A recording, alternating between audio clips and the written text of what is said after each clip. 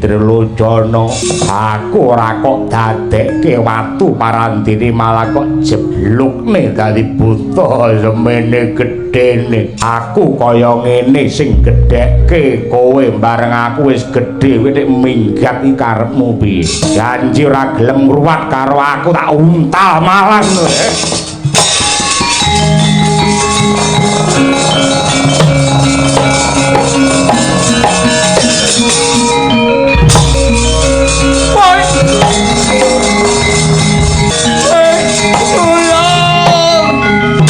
Kalilan Ripalungguhan samangke ingkang rayi atur walaka magepokan kalian bab ingkang ngrimpung nyandung gubel wonten ing manah kula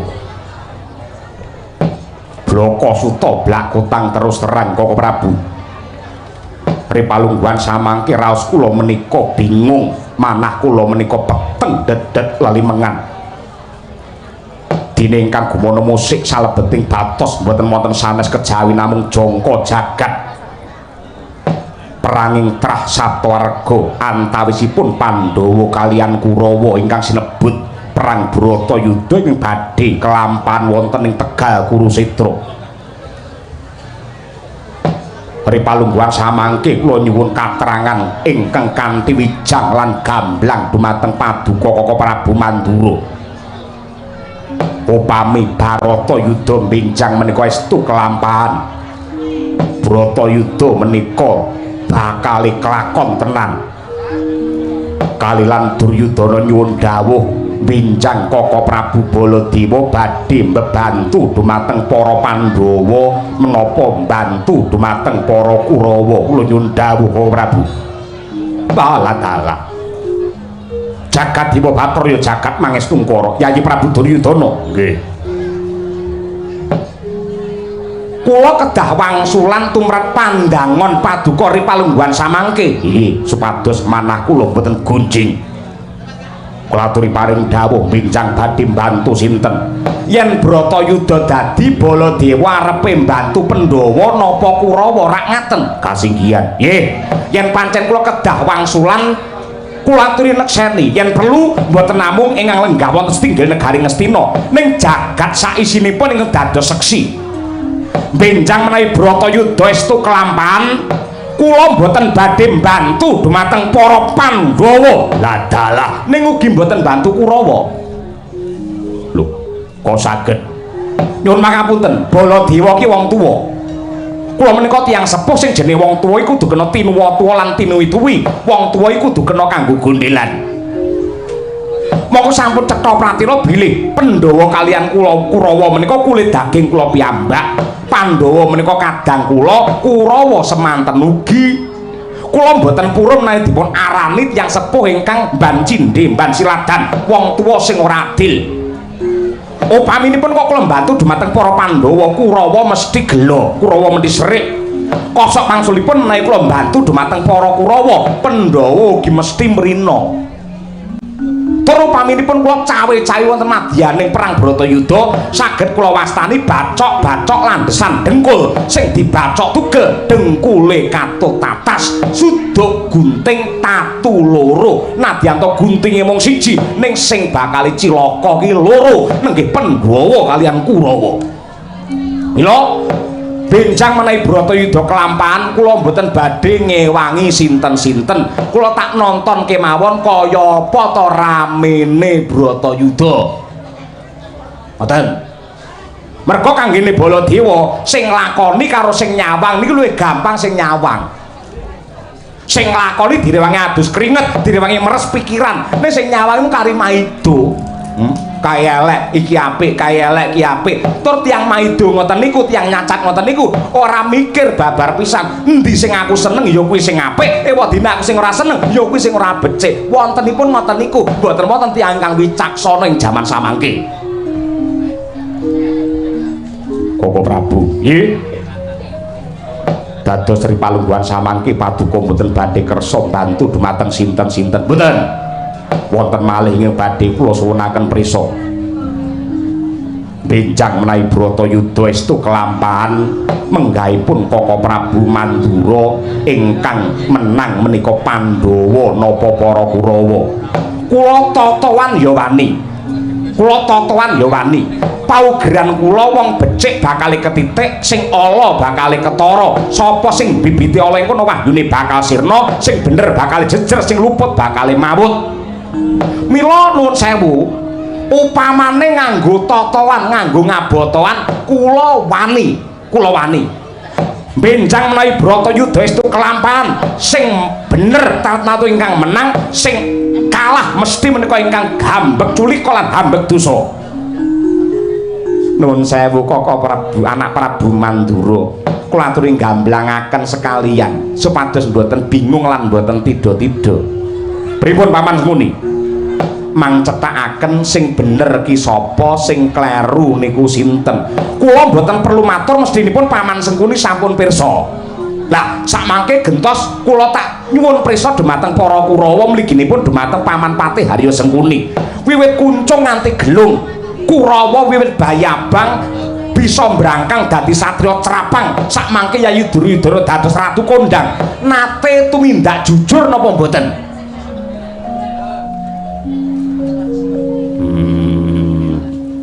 Nate tumindak jujur napa mboten? Nggih, mboten perlu wangsulan.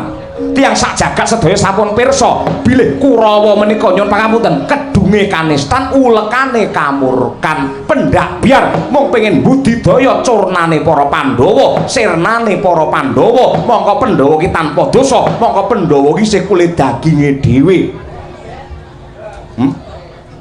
Sampun kathah lelampan utawi lakon ingkang sampun dipun-tindakaken dening para Kurawa. Contonipun lampahan Bima Bungkus. Lairipun Bima ingkang awujud bungkus dipun setrakaken utawi dipun buang wonten ing wana Mandalasara. Ing atasé jabang bungkus namahi panandhang kados mekaten, parandene malah disikara dening para Kurawa, diarah utawi dipun ajab pejahipun. Wonten malih lampahan Pandadaran Siswa Sukalima, mumpung gurune ya teka ning kene. Bapak Durna, nggih. Tata gelar ana guru sing nyoba gladi kelawan siswa-siswani ngukur marang kekuatane murid. Ning sejatosipun menika mujudaken sandi upaya rekadaya rekayasa anggenipun para Kurawa kepengin mateni dumateng para Pandhawa. Wonten malih lampahan Bale Sigala-gala. Para Pandhawa jare diparingi negara Ngastina. Para Pandhawa dipun jejontra, dipun mulyakaken wonten ing kutha Pramanakati alas Wanabrata. Nenggih ngemapan wonten ing Bale Sigala-gala. Salebetipun wanci dalu bale kala wau dipun obong. Sinten to sing perintah? Sinten to sing bayar? Purucana ing ngobong Bale Sigala-gala. Tiyangipun Ripalungguhan samangke iki tasih gesang. Sapa to sing perintah wong supaya ngobong Bale Gala-gala? Tiyangipun isih urip, tiyangipun nggih lenggah teng mriki. Sinten to tiyang merintah ngobong Bale Sigala-gala? Mboten wonten sanes kejawi namung kula nggir kula. Ngakeni paman, inggih ngakeni. Ning menika lak rumiyin menawi sak mangke kula sampun mertobat. Syukur menawi ngaten. Paman Sengkuni sampun tobat, sampun. Buktinipun paman Sengkuni sampun tobat, mang pirsani teng griya kula padasanipun kalih. Padasan kok dadak loro kangge napa? Nuwun sewu ingkang setunggal menika kula tilar wonten ing griya, ewadene ingkang setunggal kula gawa ngalor ngidul. Ono wae nggih wonten. Nah, kanthi paugeran, kanthi dasar, kanthi wewaton kados ingkang kula aturaken ing ajeng nuwun sewu. Bratayuda yen kelakon tenan Pandhawa Kurawa nyabrang getih wonten madyaning Tegal Kurusetra. Tartamtu ingkang badhe antuk kajayan Pandhawa, ewadene Kurawa badhe jengkelang wandhanipun dadi pakan gagak banange. Kaka Prabu Mandura.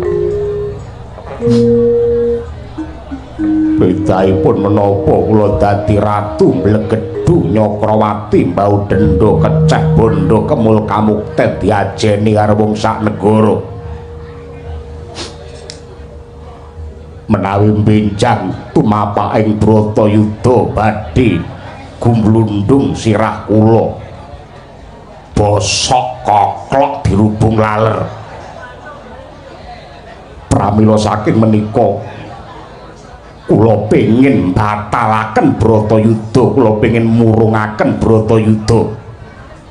Lan sinten malih ingkang kula sambat sebuti kinarya murungaken Bratayuda kejawi namung paduka Jengkaka Prabu Mandura. Caranipun kados pundi kula namung badhe tutwuri margi menapa ingkang kedah kaambah kula namung badhe nderek watonipun Bratayuda gagal. Tinimbang Bratayuda dadi nyatane remuk bubuk dadi rempon. Saestu kula nyuwun tulung dumateng paduka Kaka Prabu Mandura kula aturi batalaken Bratayuda saratipun menapa kula nderek. Sinten ingkang kula sambat sebuti kejawi namung paduka Kaka Prabu Mandura kula nyuwun tulung nganti saestu. Nyuwun pangapunten monggo dipun asta menika namung kagem mundhut titian kemawon. Lho kusik. Niki napa niki? Arta to niki? Inggih. Nuwun sewu dipun asta lan kula suwun Yayi Duryudana pinarak wonten ing inggil. Nyuwun pangapunten, menika lak budaya Gok Sinagok. Nuwun sewu. Budaya Gok Sinagok niku sampun ngantos dipun lestantunaken, dipun budayakaken wonten negari Ngastina. Merga budaya kados mekaten menika larangan tumrape agama lan larangan tumrape negara. Nyogok niku dosa apa meneh yen nyogok dudu wae dhewe ngono.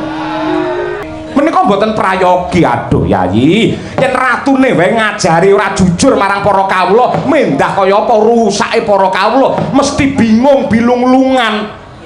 Bingung bilung-lungan pamane bakal mlaku teng pundi kemawon ngibarate kaya ora weruh dalan. Menawi pancen Yayi Duryudana kepengin murungaken Bratayuda, gampil Yayi, gampil. Caranipun kados pundi? Menawi paduka maringaken negari Ngastina menika wetah dumateng para Pandhawa, Bratayuda genah gagal. Lah lajeng menawi estu negari Ngastina menika dipun wangsulaken dumateng para Pandhawa, mangke para Kurawa manggen wonten pundi?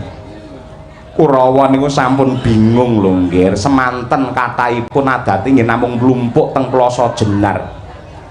Mangke menawi negari Ngastina dipun wangsulaken dhateng para Pandhawa, Kurawa teng pundi napa kelakon dadi kere dadakan? Nuwun sewu. Kula gadah usul ing kados mekaten menika mestinipun tanggung jawab. Menawi saestu kanthi tulusing raos Yayi Prabu Duryudana ngunduraken negari Ngastina menika dumateng para Pandhawa. Esuk paduka mangsulaken negari Ngastina dumateng para Pandhawa. Sonten nuwun sewu negari Mandura kula suwalik kula aturaken dumateng Yayi Prabu Duryudana sakadang kurawanipun. Kula lahir batin masrahaken dumateng paduka Yayi Prabu Duryudana menika mboten goroh, mboten ngapusi, mboten namung ngabang-abang lambe, ning tulus ngantos dumugi batos. Kula menika kromasi sampun sepuh, kula menika sampun tuwa ngibarate srengenge sampun jliwar wonten ing jagat kilen. Wis ora mendem karo kelungguhan, wis ora edan karo jabatan. Kula dadi Ratu Mandura kali 2 taun lho jane niku. Par 2 taun kula niku.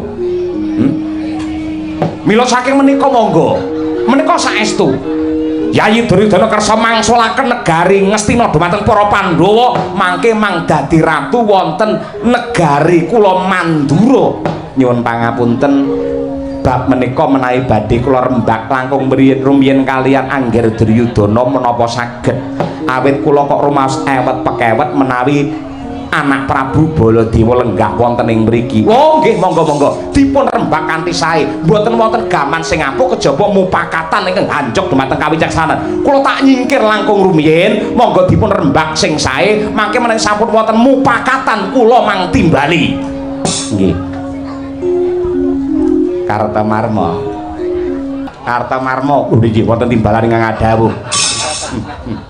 Semene sakmene sing entuke akeh dhewe kowe malah turu. Iki Prabu Baladewa jengkar kowe nggih. Lajeng kula kedanung kok ora. Mengko sak mangsa-mangsa panjenengane bali mrene meneh, Paman Sengkuni dijawil ya. Mergo aku bakal rembukan wigati utawa tembunge kasar ngrasani karo Prabu Baladewa. Oh nggih, mboten langkung sendika ngestakaken dawuh. aja nganti lali mboten nganti lali tak dupak tenan mboten ngestaken dawuh Prabu Baladewa rawuh rene aku dijotos dijawil aja lali mboten anak Prabu Duryudana wonten timbalan ingkang adhawuh mengko lali mboten saderengipun dika menika lajeng mutusaken kersa mangsulaken negari Ngastina lan lenggah wonten ing negari Mandura menika kedadipun rembak kanthi saestu aja nganti iki mengko malah ribet utawi ruwet wonten wingkingipun kula percaya menawi Prabu Baladewa menika piyayinipun menika bawa leksana yen iya ya iya yen ora ya ora yen bakal maringake negara Mandura ya diparingke tenan ning kula kalian panjenengan lak mboten gagas bilih Prabu Baladewa menika anggadhahi tedhak turun ingkang naminipun Raden Wisata sak mangke Wisata menika tasih legan dereng palakrama sak mangsa-mangsa yen Wisata menika palakrama mesti wae nakoke warisan tinggalane bapake jebul kok diwenehake marang Ratu Ngastina niki mangke dadine geger dadine kesro nadyan kadupun iki mawon anak mesti njagakake warisan tinggalane wong gerang ampun dipadhake anak kula Wisata kaya anak-anake wong negara Ngastina mriki setan niki ora kupingmu ora krungu kowe iki cedhek dhewe sanding kotak malah lali ngono. Ngapunten paman lak mak bedunduk ngoten kula bingung. Paman sekuni wonten dawuh pinara. Kula wangsuli atur kula anak kula Wisata niku sampun ngantos dipun padhakake kaya anak-anake wong Ngastina. Wisata menika sampun kula glonthah opor bebek cukup awake dhewe ora gantungake wong tuwa, ora njagakake warisan tinggalane wong gerang. Kedah maring ndiring pribadi. Mangke Wisata dados tanggel jawab kula sak tetahipun.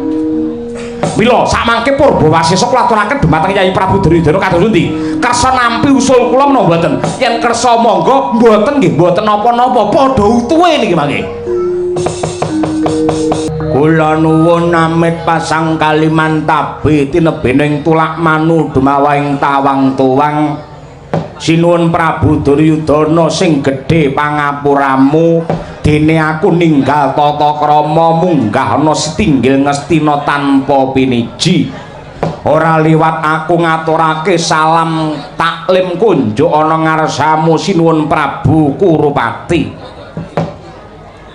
jagat Dewa Bathara ya jagat Mangestungkara penemban banget anggenku nampa ora liwat tiba sepadha-padha para gagi diprayogakne anggone pinarak lenggah matur nuwun pangrasa kaya ora kurang prayoga anggenku Marasiba nuwun sewu ora kok jeneng kami tambuh ning dasare durung weruh panjenenganmu ki Brahmana saka ngendi lan sapa kang dadi peparapmu penemban ditepungake wae aku iki pendhita kleyang kabur kanginan kandhang langit kemul mega ora dadah ora pernah aku pendhita sing ra duwe omah merga gawe aku lelana brata ngubengi jagat iki dene panjenenganmu ndangu kelawan peparapku aku peparap Resi Trilocana ya komplite Resi Trilocana ning nang jaba kondange kabeh akrab nyeluk aku Mbahna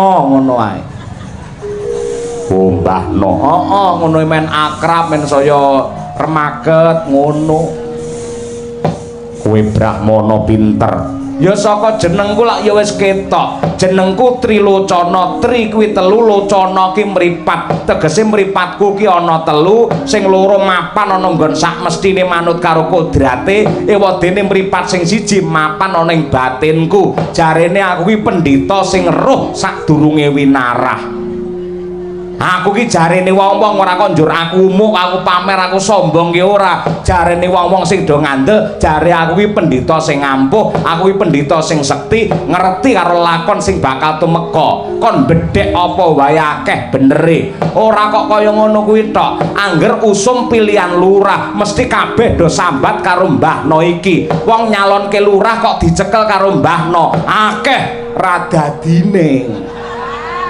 malah ora dadi wae ngono kuwi yen pancen Waskita mestine iso mbatang karo rasane Duryudana Ripalungguhan iki apa sing andadekake ribeting rasaku. Nuwun sewu Prabu Duryudana, yen ndak sawang panjenenganmu iki prasasat kaya ketaman Badra Hirawan. Badra ki rembulan, Hirawan ki mendung. Cahyane rembulan ingkang ketutup mendung andadekake sureming rasamu, petenge batinmu.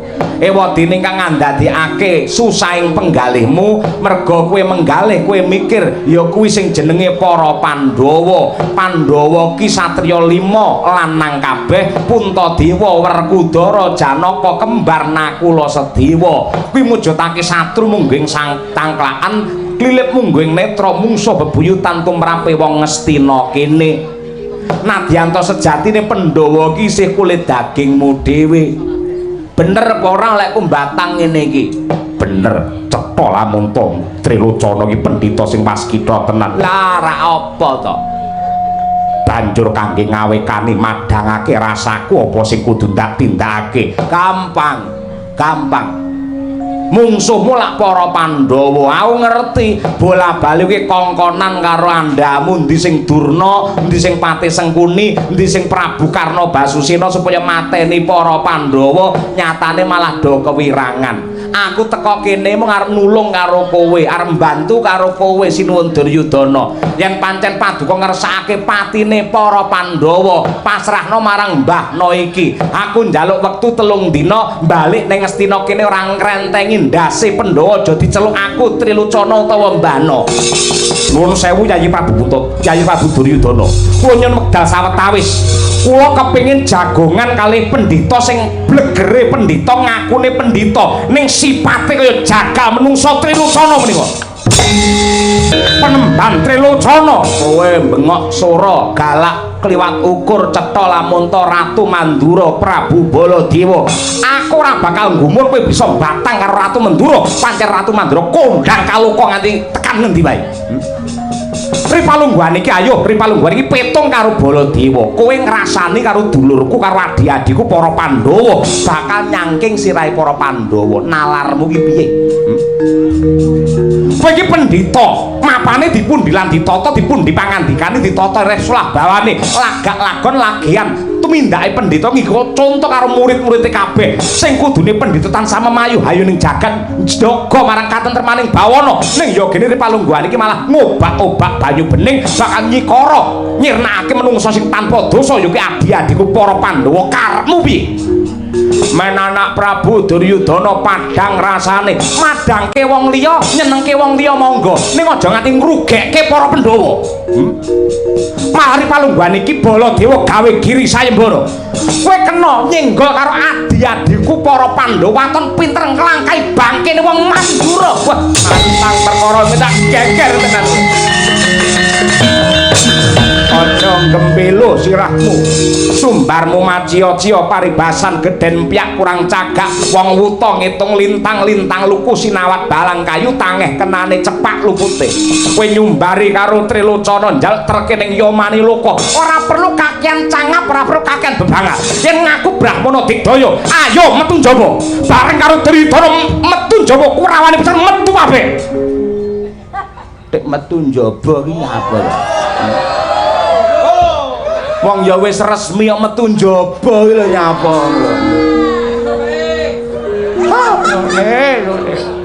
Ngono iki padha karo nyemoni karo aku. Anake papat kok metu njaba wae ora. Mangkendel bawa di rumah mangkendel. Ayo golek papan sing jembar, papan sing bawira. Kira-kira Trilocana apa Baladewa sing glundung ndase? Ayo metu yen pancen ngono. Setan malah. Ora nganti kenthong subuh, bongkol.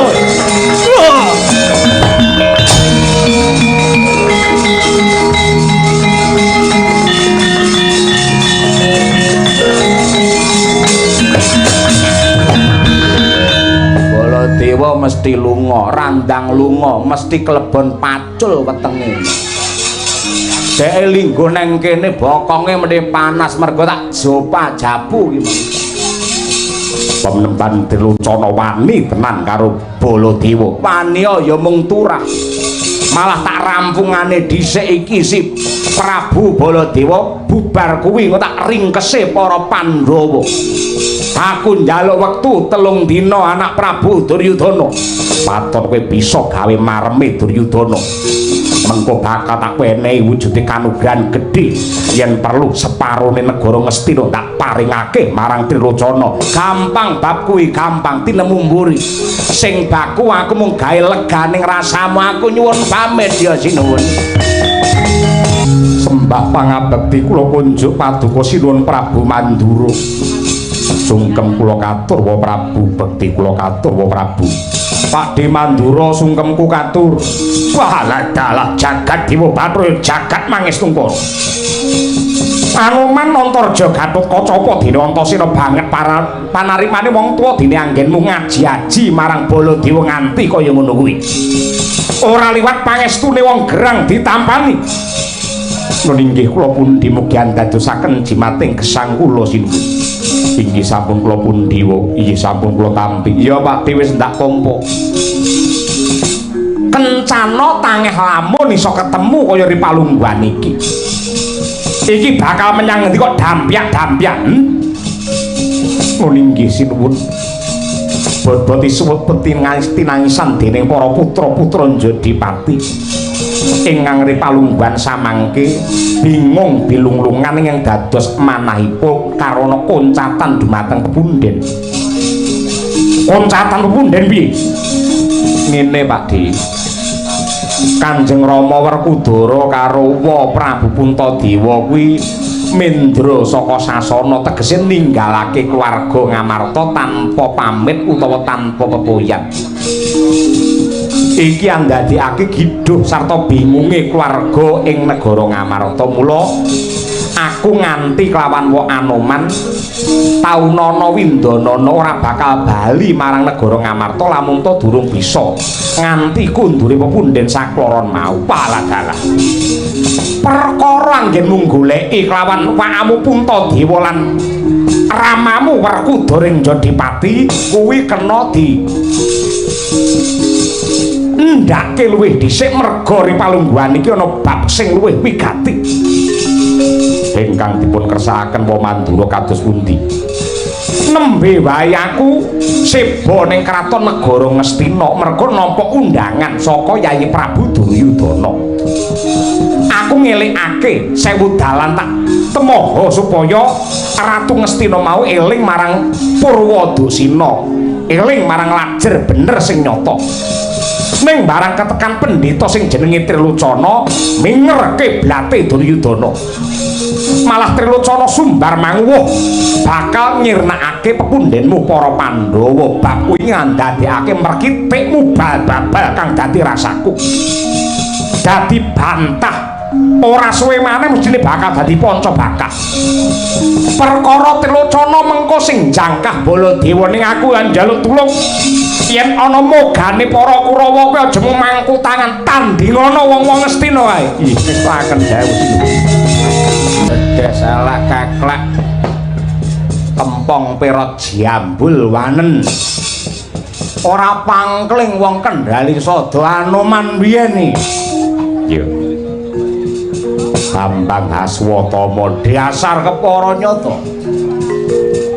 Kowe nyimpang ngiwa utawa nengen dalan iki bakal anggo bablas goleki Ratu Mandura Prabu Baladewa. Yen wis ketemu asrimpung sikile bondo tangane tugel kulune dilangap-dilangap paton ngucap cetha lamun to ora ngerti karo lelabuhan, ora ngerti karo kautaman. Sinun Prabu Mandura wis gedhe labuhe marang negara Ngastina ngemutake marang ratu Gustimu. Parandene wong Ngastina mung wegah nampa warah nampik marang pitutur becik apa apamu. Kowe nyisya, kowe nyingkira, kowe minggira. Kena kowe nyenggol Sinun Prabu Mandura ana syarate. Syarate apa? Waton pinter jebul diadane Anoman. Piye? Dosa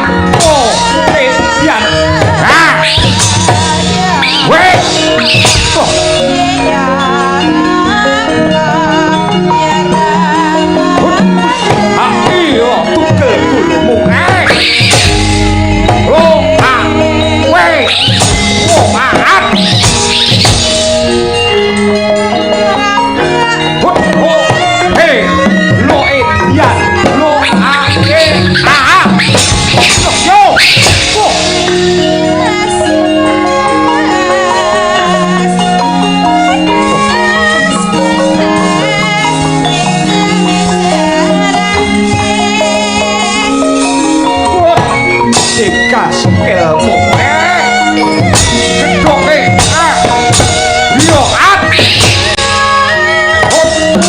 at yo lo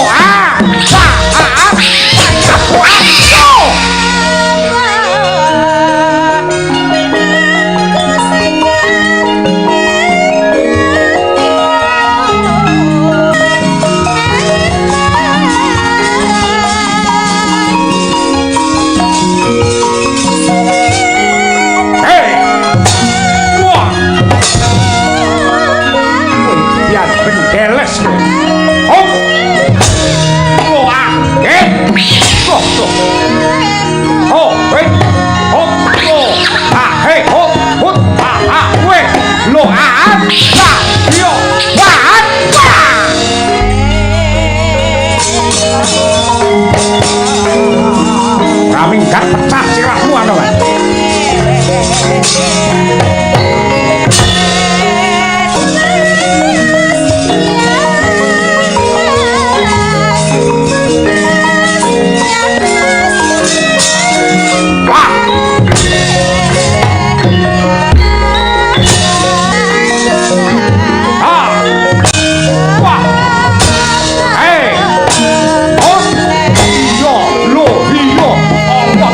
Delia yo ha ho a jadi ketek opo he ha ho a he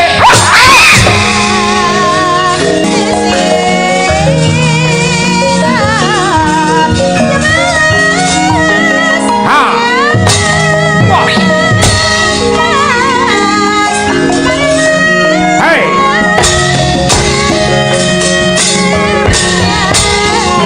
wah hey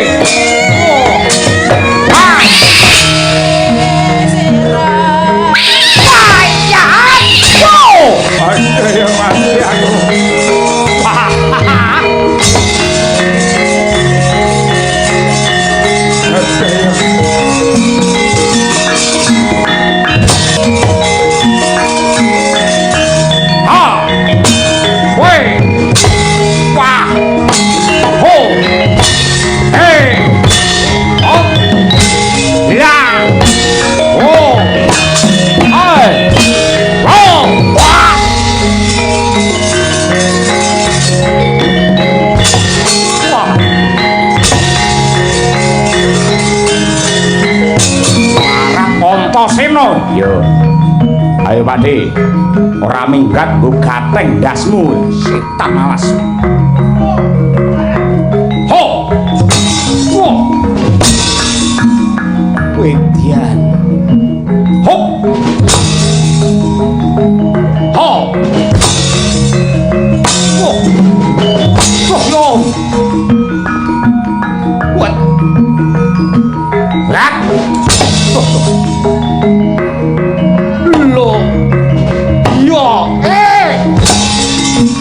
lo at lo at wait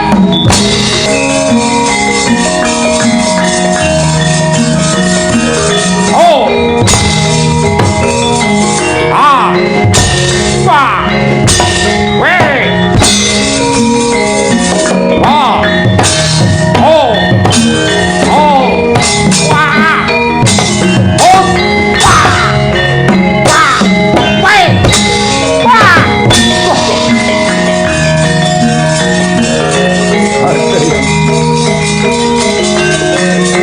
mati aku lo ah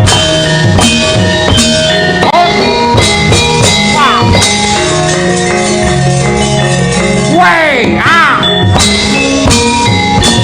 oh wah hey ah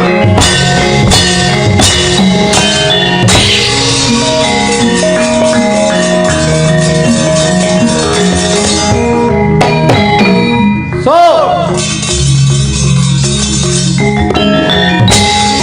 wah ho wedian bedes putih hau pat wah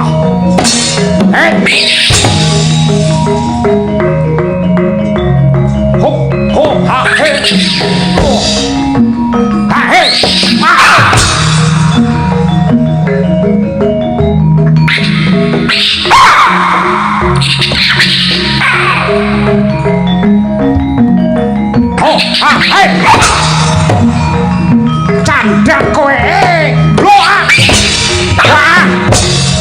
lo wah wah wah weh lo lo oh weh oh wah wah weh oh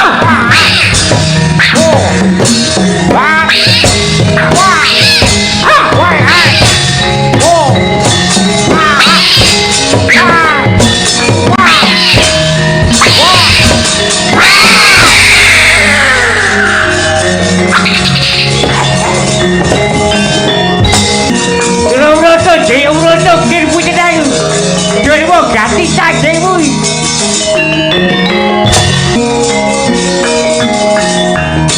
Ayo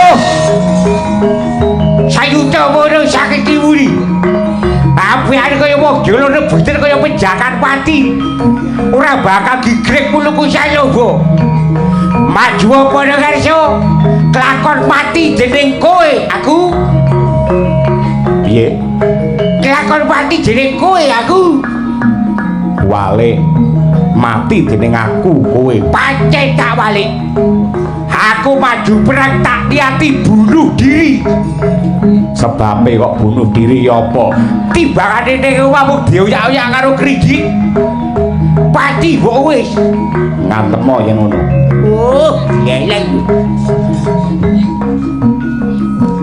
hei kojar kowe kowe dian mentel kaya badek ya kojar kowe kowe dian ya kojar kowe ya kojar kowe ya kojar aku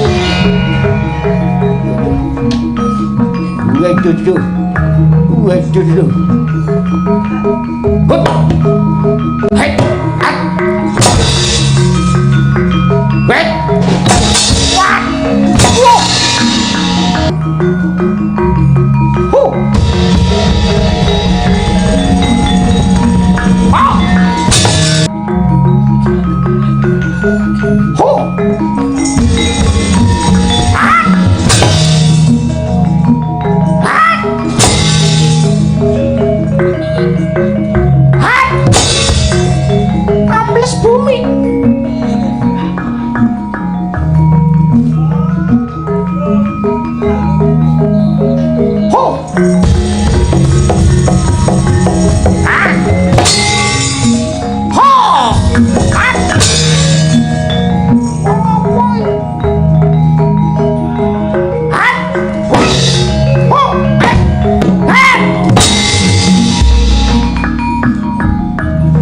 ning orkesan ning gogir awas ha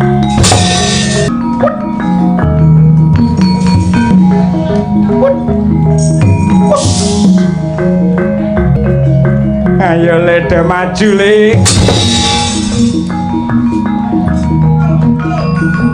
mati kowe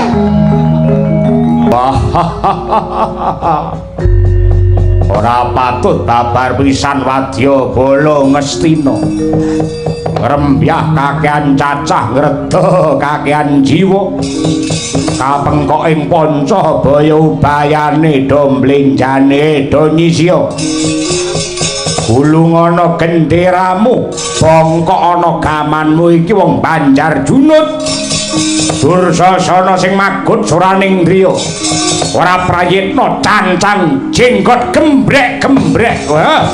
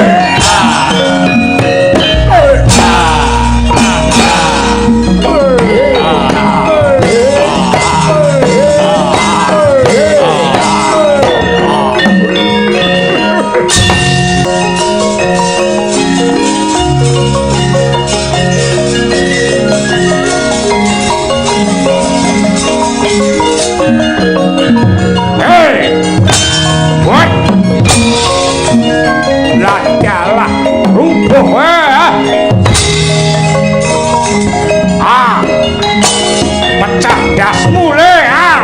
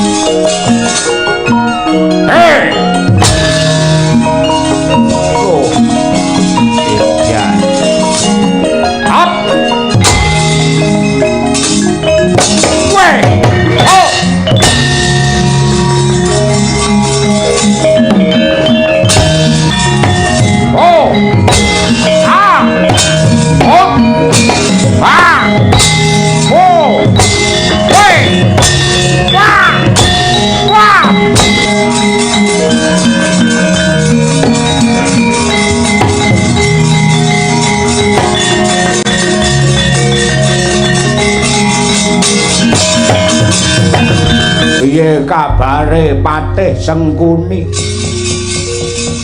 Sing kudune takon ki aku penemben. Mau ana Pendhapa Ngastina ana ngarsane anggir anak Prabu Duryudana. Sumbarmu maciya-ciya sadurunge ngrampungi para Pandhawa bakal nyirnakake Baladewa. Ning nyatane bareng dumadi peperangan para Kurawa dadi gotongan kowe mung meneng wae karepmu njur piye? Aku tak takon Kurawa do perang ngene sing ngongkon sapa?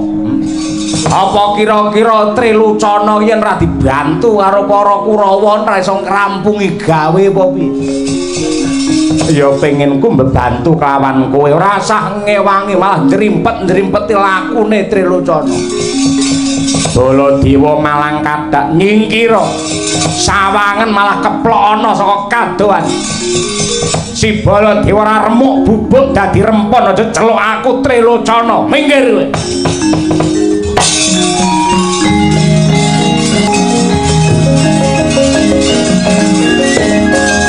Nah, Antasena.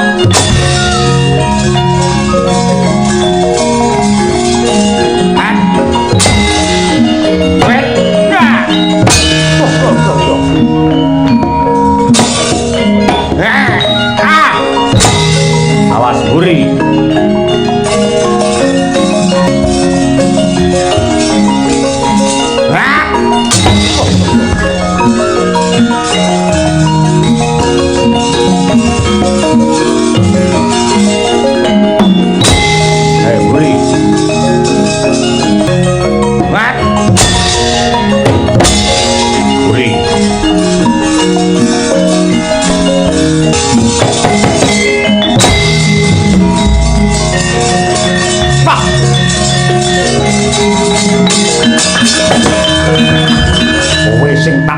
Kowe sing tanteni pendhita elek Trilucana diapurmu.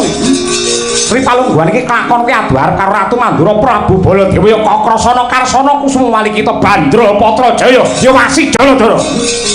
Ora bakal iso urip yen musuh karo Ratu Mandura. Rasa kakean bebangar, rasa kakean sumbar. Sapa sing bakal gilang-gilang kuandane? Piye? Piye? Jaluk ora dawa umurmu kowe setan alas temen iki. Ojo to melu-melu. Asalne. Wah. Surabrata Jayamrata ger rebutan aku. Sayuta mara saketi wuri ampian kaya wong ndel rebutan kaya menjangan mati ora bakal digrek mluku salaba. Ayo. Yen aku digdaya mara gage aja ijen ngebyo sawadya balamu.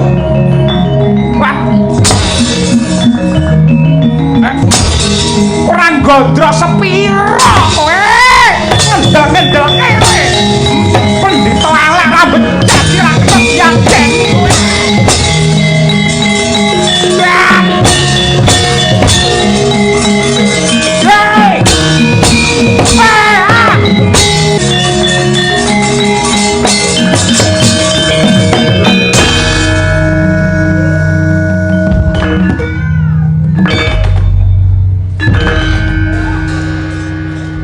Ada yang Sriwangi bengak-bengok kaya ngono. Apa pancen niati golek pasaran mental ngarep ditanggat neh. Silocana wong edan. Ayo. Ora cocok karo li sumbar nyatane gletak ngono tanpa daya. Ngaku sekti sing ra kena dicolong ki umurmu. Ngaku didaya ngaku ampuh. Ngaku dadi wong kondang lek umur semono iki ibarate sosis mesti selayu sosis. Trilocana tangi. Kuwi lagi mungsuh karo Baladewa urung musuh karo Pandhawa nglemah iki piye? Ayo tangi. Ora patut babar pisan mirang-mirangke wong Ngastina. Hei. Tangi. Trilocana mati tenan apa piye kowe kuwi? Ya ampun. Tangi ya. Edian sinden udo kae sapa? Endi?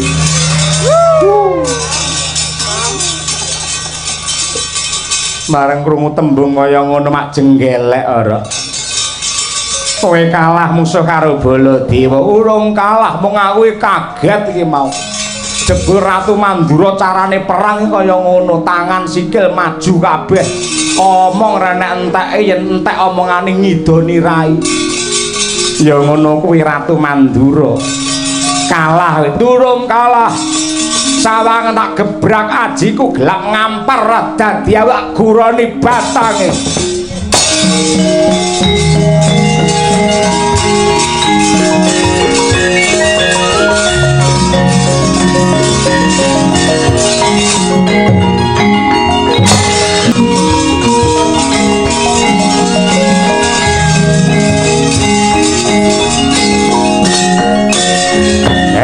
Nenggih Penemban Trilocana mangkono sigra ngetok kadigdayan kang pungkasan nenggih aji gelap ngampar elok ing kahanan katamakaken nata Mandura Prabu Baladewa dadi reca dadi watu datane bah Prabu Baladewa.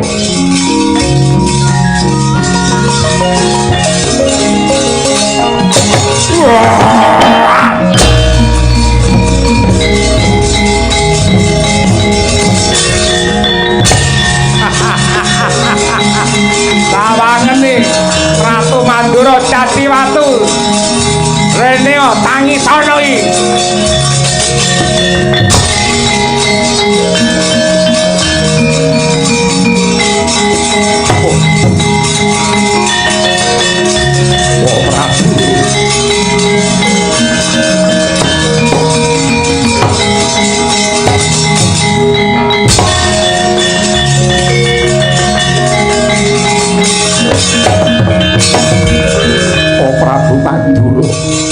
sabar pisan kula mboten duga mono. Kenging menapa kok jengandika malah dadi watu dados reca mboten ebah babar pisan. Wa Prabu Mandura klatur emut wa Prabu. Wa Prabu Mandura, wa Prabu Mandura elinga iki wong prawira iki wong digdaya. Mung musuh karo pendhita sing dapure kaya kentongan kok kalah iki ora memper babar pisan. Para dewa yen ngono kowe ora adil. Pendhita murka parandene kok uja, Ratu Mandura wong apik parandene malah katriwandan. Para dewa karepmu piye? Kowe ora iso ngadili lakon iki aja takon dosa aku sing ora arek kayangan Suralaya.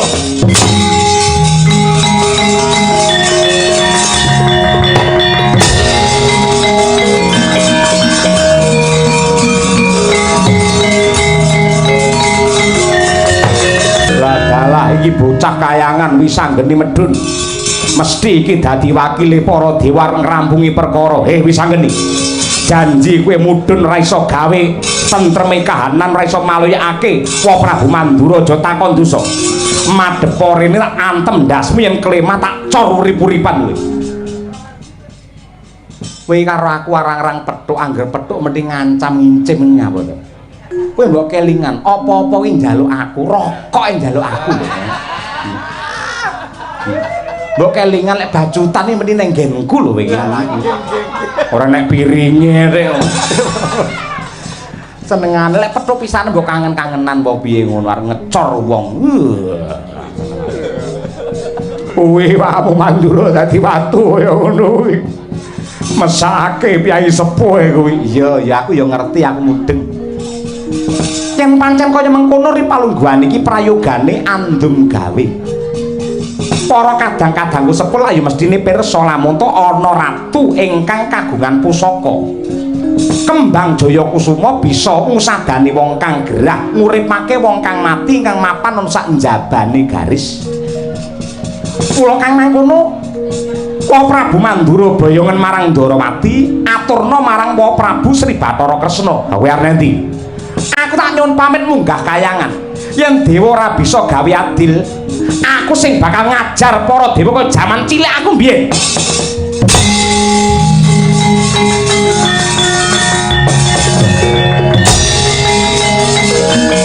Oh, Prabu Mandura.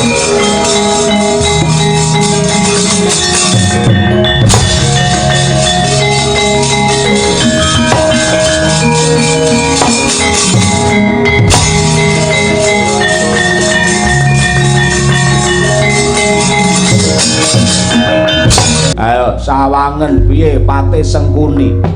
Elok tenan. Ratu Mandura kok tibani kemayan satemah dadi watu kaya mengkono tangisan ya anak-anak Pandhawa. Ayo. Iso nggambarake Werkudara Janaka Puntadewa kembrak tibani kemayan dadi watu Dek. Yen pancen kaya mengkono ora perlu ngenteni sesuk-sesuk penemban budhal ning Ngamarta. Golek ana Puntadewa Werkudara. Yen jujuk ning Ngamarta tan wurunga kecilik merga Puntadewa karo Werkudara saiki lagi lunga. Lunga menyang endi? Mapan ana tepining Kali Serayu dheweke lagi tapa brata, lagi sesirih, lagi prihatin. Anggayuh nur buating Gusti kanugrahane Hyang Agung. Mula kang mangkono kowe baliya wae Patih Sengkuni aku sing bakal ngopyak ana tepining Kali Serayu. Enten ana wektu 3 dina Pandhawa 5 kabeh dadi watu nggih candhi ning negara Ngastina kono. Yes yen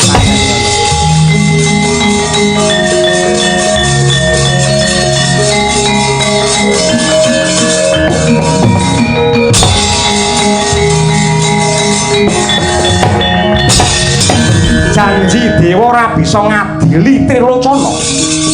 Tak ora arek tenan kayangan Suralaya.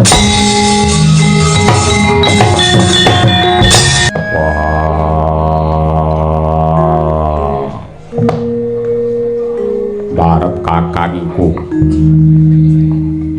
Sengaja aku njugarake anggenmu tapa brata merga yen tak itung ora kurang saka 3 sasi anggenmu mangsah semedi. Nanging Werkudara sing ndok kanthi mapan ana tepining Kali Serayu iki kaya wong bingung. Ibarate wong lunga ora ngerti papan kang tinuju mung mubeng ae. Sing mubeng rasaku bingung. Jan-jane kuwi bakal nggayu apa mara Gagi Walaka. Dimas Werkudara piye? Pun kakang kuwi ratu duwe kewajiban sing ora enteng tumrap banger bajin bening lan uga butek sarta rekasa mulyane wong sak negara Ngamarta.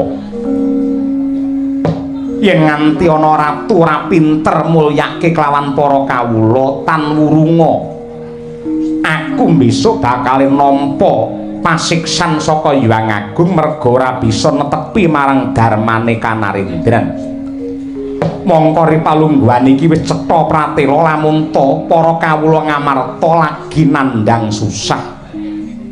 Nadyan to akeh para kawula ingkang padha nenandur ning nyatane anggene nandur palawija ora bisa panen sing kanthi becik merga mung tansah dijarah rayah karo bangsane ama tikus lan sak piturute.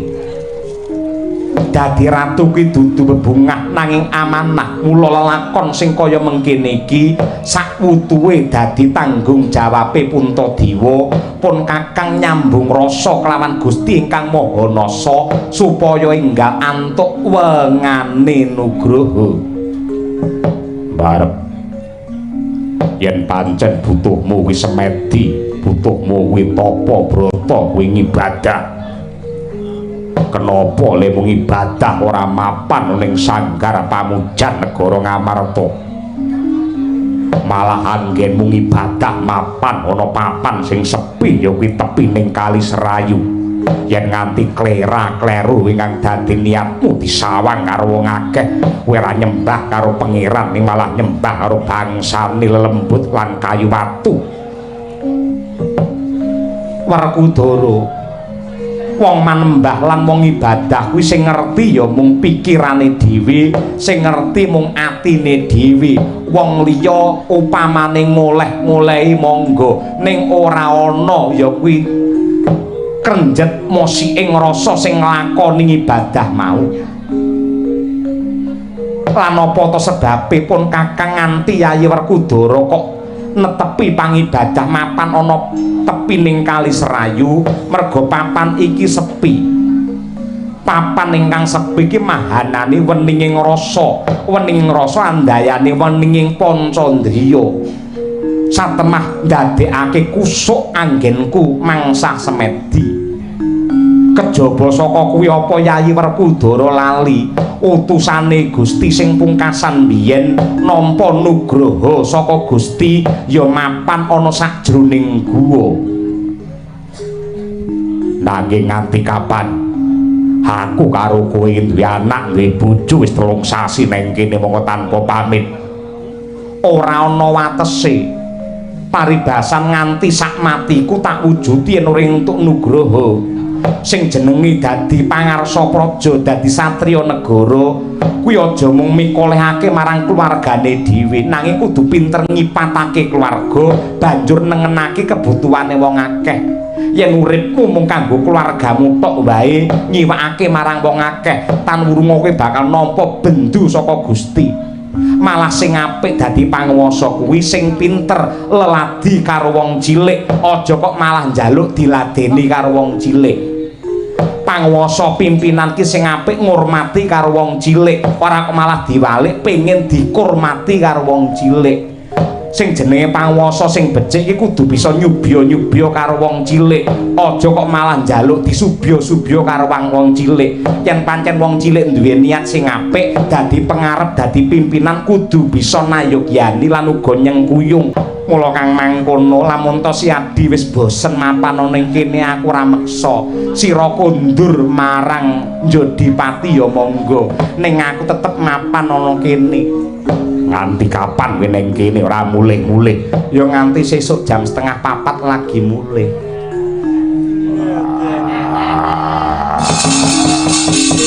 Kala nuwun Sang Prabu Puntadewa, aku sing sowan pendhita pinter ngerti karo jenenge Puntadewa. Ngerti wae. Nadyan kaya ngapa lan kepiye iki pendhita sing waskita jenengku Trilocana utawa Mbahna. Aku pendhita serayan saka negara Ngastina andane Prabu Duryudana. Banjur ana wigati apa nemoni kelawan Puntadewa. Sang Prabu, negara Ngamarta bakal nganakake syukuran. Mongko syukuran kuwi kudu mujuti ingkang sinebut sajen utawa sesaji. Sajen kuwi apike kudu nganggo ingkung, ora ana sing dadi ingkunge kejaba ratu sing gethihe putih, ratu sing kondange sabar lan jujur. Mongko lumahing jagat kureping langit ratu sabar getih putih ora ana liya kejaba mung panjenenganmu Sri Puntadewa Marma kang mangkono. Ora ketang daging mustampel getih musteteh tak jaluk nggih srana sajen tumrape negara Ngastina Sang Prabu.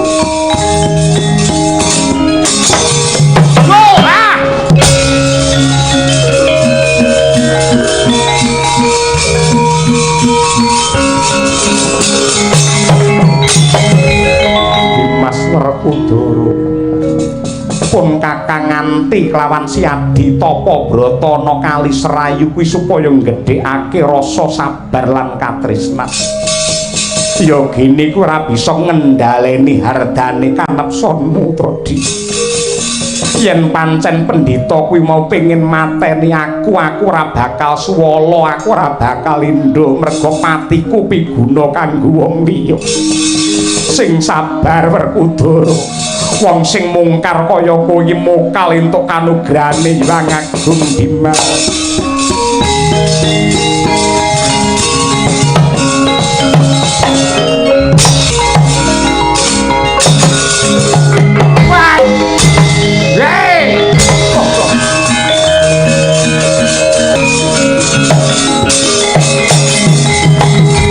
Edian wong gedhe dhuwur Werkudara. Yo. Ayo mingkat lunga piye? Gelem bali ning Ngastina nyangking sirahe Puntadewa. Yo.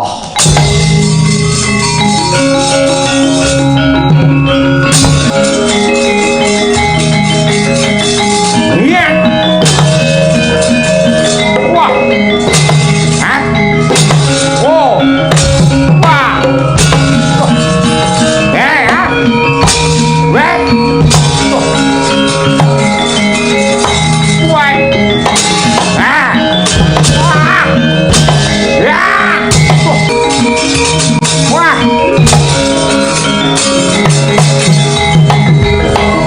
Mesti kalah aku musuhku gedine semono. Lara mundur tan wurunga kedrawasan tenan ning aja gembilo sirahmu Werkudara. Kowe wani ngajar aku ya iki sing dadi lawang anggenmu bakal sia. Ketiban gelap ngampar ora dadi watu meguru batangmu.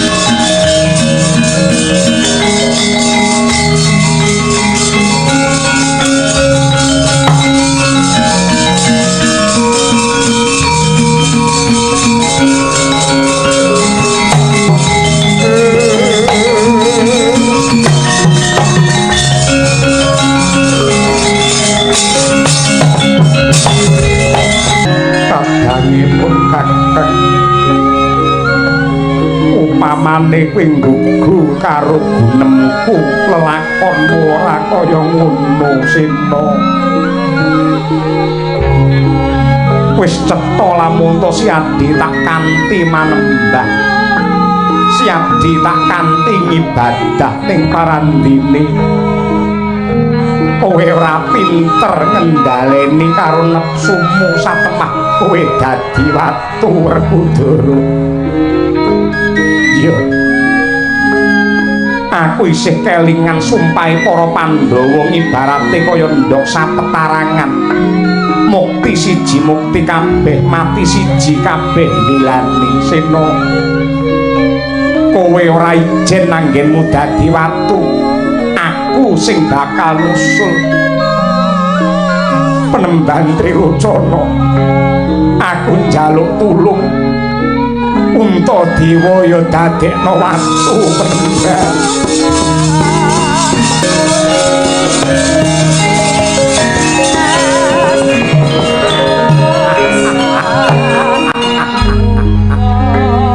Adine dadi watu, kakange nangis guguk.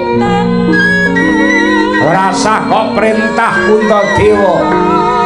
Mesti kowe tak susulke adimu wak dadekke watu.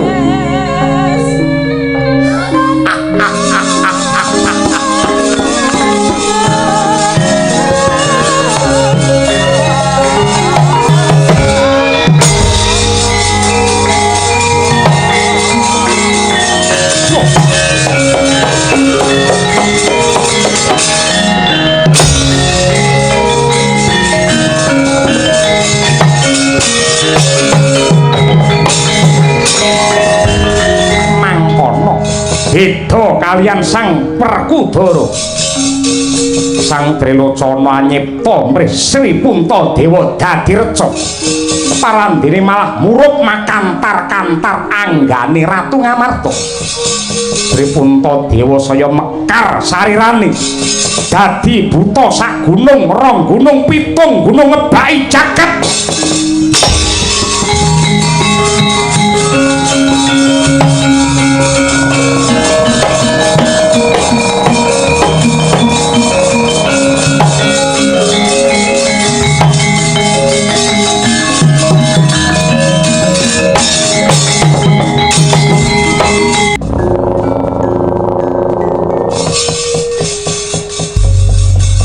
Arepmu ki piye Trilocana? Aku ora kok dadekke watu parandene malah kok jeblukne dadi buta semene gedene. Aku kaya ngene sing gedhekke kowe bareng aku wis gedhe nek minggat iki karepmu piye? Janji ora gelem ngruwat karo aku tak untal malang.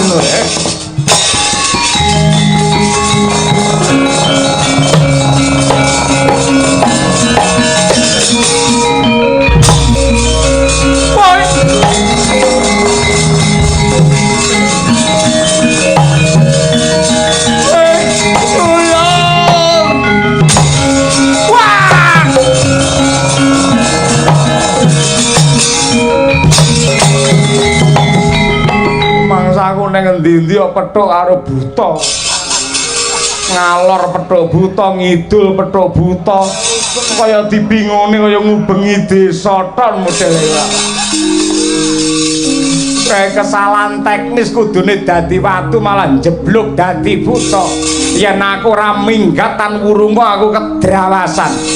Aku mlebu ning alas, mlebu ning guwa njupuk sandangan bali ning kayangan rampung perkarane.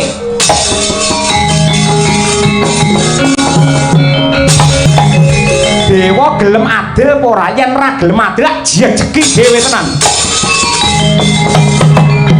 Trilocana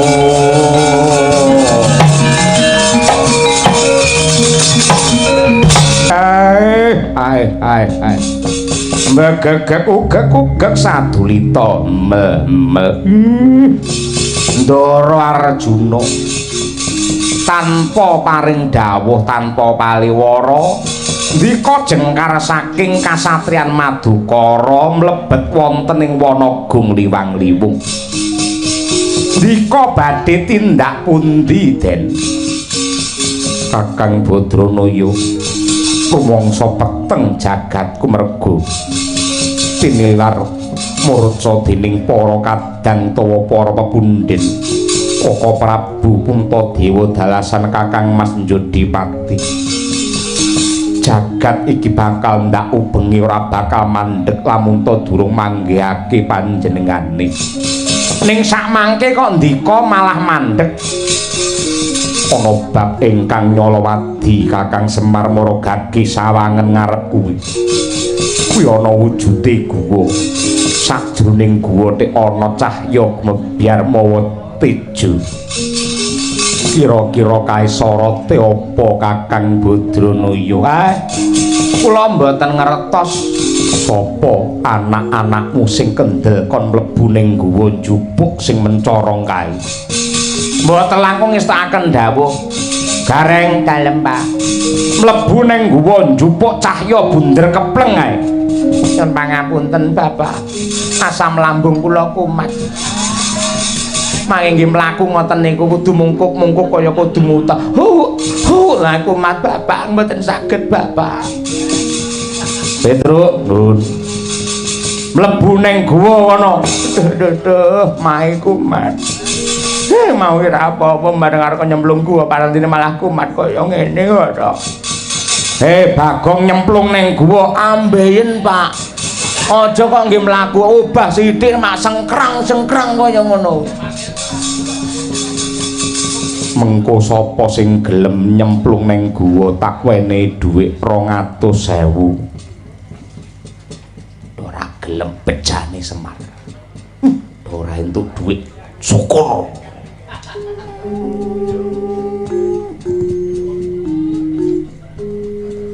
Mboten entuk 200 mboten napa-napa kula ora wani. Kok ora wani? Jero nika kaya lak-lakane naga sing siap badhe mangan kula. Gareng enek dhuwit 150. Nyemplung ning guwa. Oke, ngestokke dawuhe Bapak.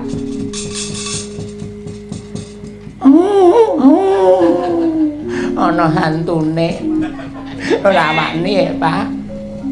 Petruk dalem enek dhuwit 100 mlebu ning guwa. Ha 100 lumayan ora. Mbok nggih.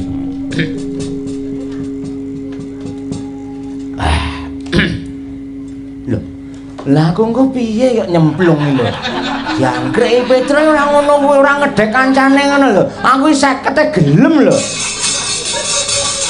Nek ngono melu nyemplung kono tak wenehi 500. Lah mbok nggih. Ngesokake dawuh. Petruk ngentut. Ora sudi kula ambune biadek mboten umum. Yen ngono dudu pejamu. Yen wis ndang metu, Truk. Nggih, Pak. Tebih banget, Pak. Oh, mboten temu-temu adohe kok mung. Dodo Pak iki aja-aja iki tembusnya segara kidul iki. Iso kaya ngene. Truk, woi. Piye, Truk? Wis kecekel. Iki bali angel. Jumbrangkang kaya ngene iki ora nek kaline barang ning jero. Katane kaya ngene. Lek wis ndang metu rene enteni Ndara Janaka lho.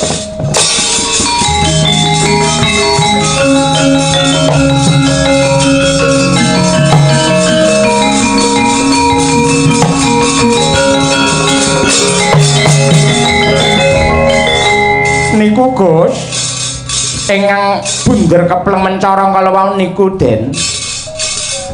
Iki wujude gendhoga. Nggih. Carane buka piye? Nenten baute no. Niki dikendhoni sik. Glandang mawon.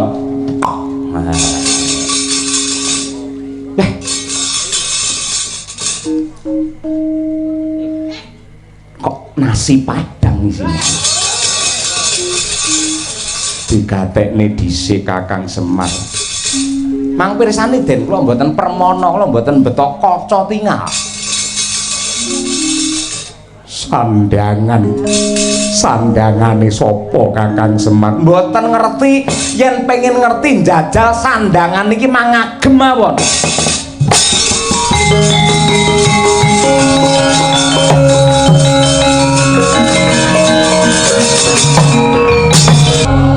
Jebles Sang Hyang Guru, jebles Sang Hyang Guru, jebles Sang Hyang Guru. Ya ampun, jebles Bathara Garu. Guru ora. Kok iso memper sandangane Bathara Giripati no, Pak? Iya. Malah aku iso ngreba lamun tori palungguhan iki nuwun sewu Ndara Janaka. Bathara Guru nembe salah gawe wonten ing Marcapada. Apa becike tak rucate wae aku ndak malah kewalat. Mboten malati nika. Kula saged nggambaraken bilih palungguhan samangke kahyangan niku suwung ora ana pengayomane Bathara Guru jengkar. Mangratoni Suralaya yen nganti ana dukane Bathara Guru sing tanggung jawab Semar.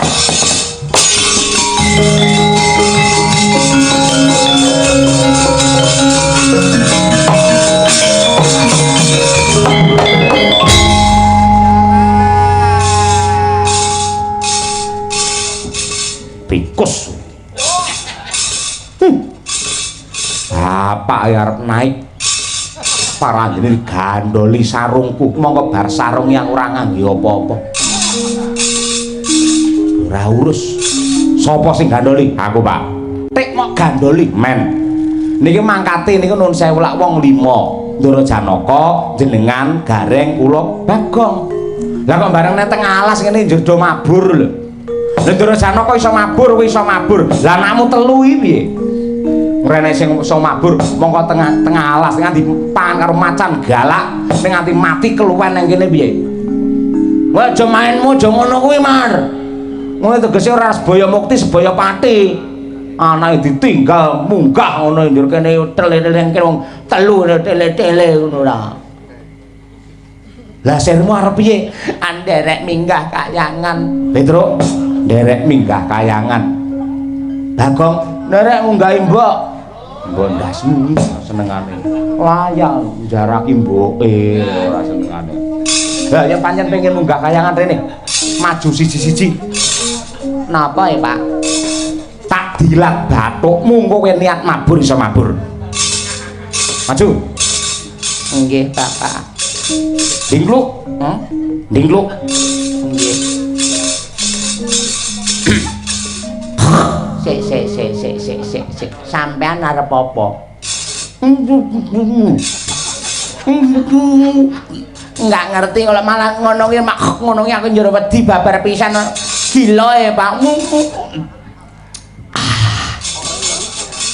Aku arep ngidoni bathukmu men kowe iso mabur. Goblok ora. Lah ngidonono kadung kolu munggahne neh dadan. Ngolek didoni iso mabur tenan. Lah lek pancen iso mabur aku ya manut wae. Lah nek jopo, nek rapale nek dungane apa ora? Nek nganti nek dungane aja-aja ora mandi.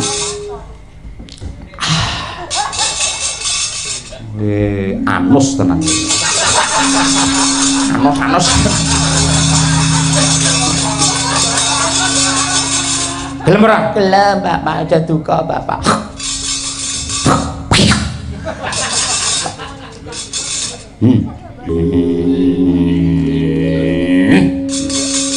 Milih tekan irung e, Bapak. Aja diusapi. Lek kok usapi kok raupi, ilang dayane ora iso mabur kowe. Apa mau iso mabur ora iso medhun kowe. Engko piye kaya. Wis to, aja maidu. Petruk, nggih.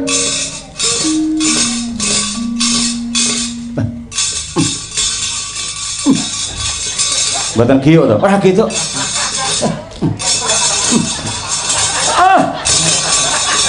Cengele anake iso diidek semir ora senengane. Ndingkluk. Ndingkluk. Petruk sik lho. Urutane Petruk. Nggih.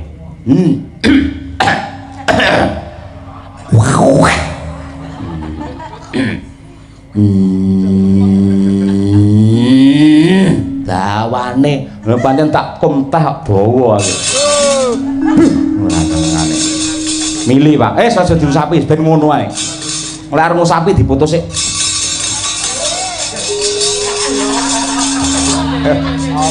Ayo iki ragil. Aku ya didone didilat. Ya kudu didilat. Ndasku didilat. Iya no. Beh piye didilat nang keri yo. Wis ora keri-kerian.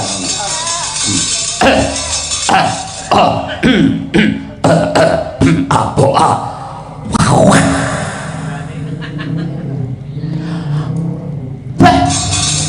Aku sing dilat piatukmu. Lingkluk.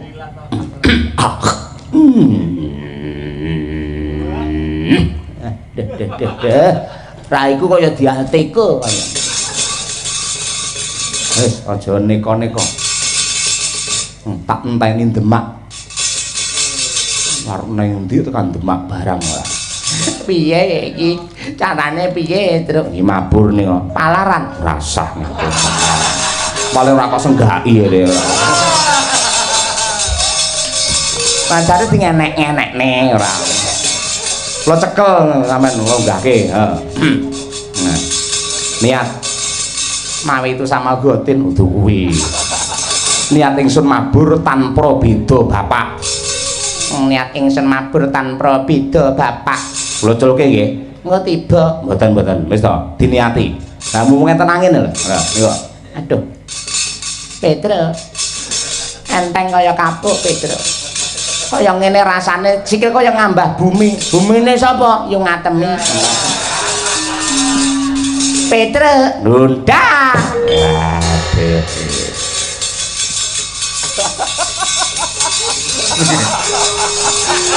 Itu Gong. Arep tinggalan sapa ndasku to arep. Arep nek kowe. Ayo. Kowe iki menengose urute lho Ndara Janaka dadi Bathara Guru, kakekne Semar, terus engko terus Gareng, aku lagi kowe, Pak. Senengane kok. Sah. Ceblok Gareng. Apa kowe? Mesti tabrakan karo pesawat kae. Leleng kowe ora. Ndi ya kae ngono ceblok ngono terusan. Aku lenok kaprayitna lahir batin aku. Etan alas ora. Ya apa-apa.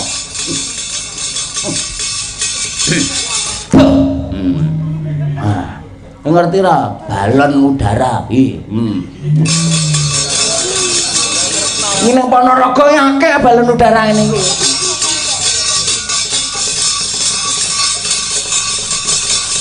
Ayo kono kawan aja adoh-adoh. Nampak angin.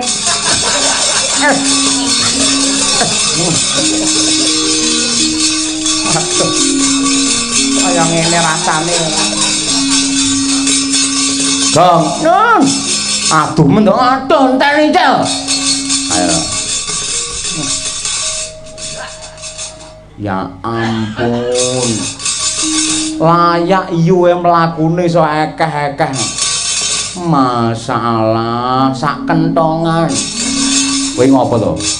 Kowe lek mabur aja ning ngisor sarung. Ora ngomong masalah gumun kalau sawangan iki lho. Halo, gunung-gunung bebanjengan pucaking kerangsang langit lho. Tandurane joroyo-royo lenggak-lenggok lampahing banyu yang mijil kok sendang-sendang dat mening tirtane pinara-para palayune binendung-bendung naring ini sawah menyang Pategalan. Ngapalne janturan malah. Ayo. Oke. Gus tani kula nggih ndherek teng Suranaya, Den.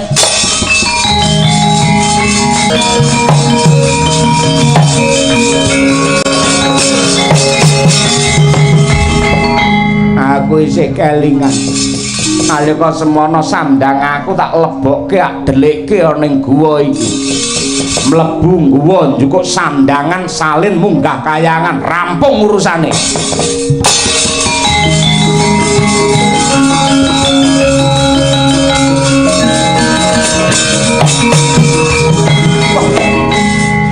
Sandang aku dhewe ora ana. Apa kira-kira para dewa iki do ngejo antarene sandang aku go munggah ning kayangan. Sajaya rasaku nek rapati penak iki. Yo ning kayangan wae salin ning kono rampung urusane.